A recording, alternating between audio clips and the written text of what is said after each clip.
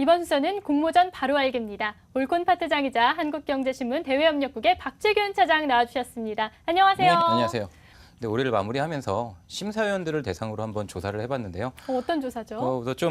그 공모전 참가자들을 대상으로 심사할 때 좀 아쉬웠던 점하고요. 이런 공모전은 점수를 줄 수밖에 없는 상황이다. 이런 공모작들을 한번 정리를 한번 해봤습니다.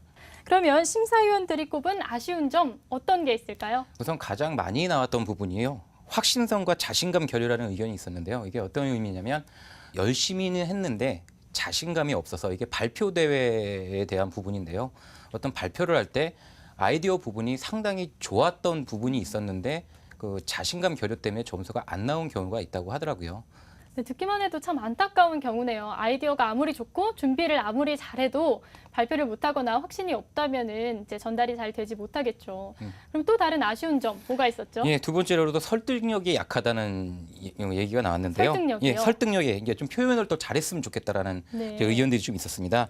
그 아이디어는 뭐 거의 그 수상작, 발표작에 나올 정도는 거의 비슷한 수준이라고 얘기를 하더라고요. 더욱 모든 심사위원들이 그렇게 비슷하게 말씀을 하셨는데 이제 같은 비슷한 상황에서 얼마나 설득력 있게 이야기를 잘하느냐에 따라서 이 점수가 차이가 난다고 하더라고요.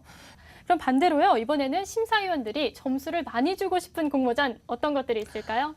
심사할 때 점수를 다 많이 줬으면 좋겠죠. 그럼요. 그죠?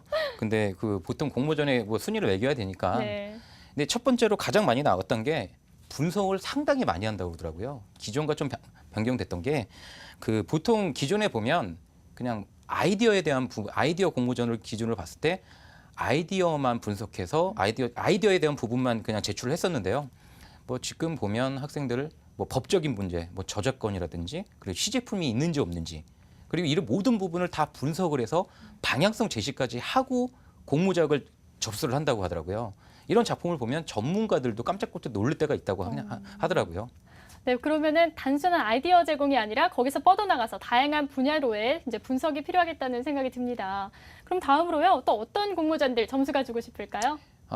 요새는 기존에 보면 그 단순하게 한 가지만 최신 트렌드 가지고만 그 접근을 했는데 요즘은 최신 트렌드에 새로운 뭔가를 융합을 해서 제출을 한다고 하더라고요. 융합이요? 예. 사실 이렇게만 말씀을 들으면 제가 잘 이해가 가지 않는데 최신 트렌드에 융합을 한다. 어떤 사례가 있을까요? 융합이라는 단어 자체가 굉장히 생소하잖아요. 네. 그러니까 이렇게 보시면 돼요. 이번 예를 하나 들어볼게요. 어플리케이션이 어린이 교육 어플리케이션입니다. 기존에 보면 그냥 뭐 DB 저장이라든지 어떻게 보여주는 형식의 뭐 사진 정도였었는데 지금은 그 어플리케이션 자체 내에 소프트웨어와 하드웨어와 병합입니다. 그러니까 집에서 어떤 기기를 통해서 우리 아이들이 볼 수 있는 어떤 새로운 시스템을 병합해서 알려주는 거죠. 근데 이렇게 융합을 하는 새로운 아이디어들이 계속 나오고 있다 보니까 기존에 단순하게 접근했던 분들이 그 점수 자체를 많이 못 받는 겁니다.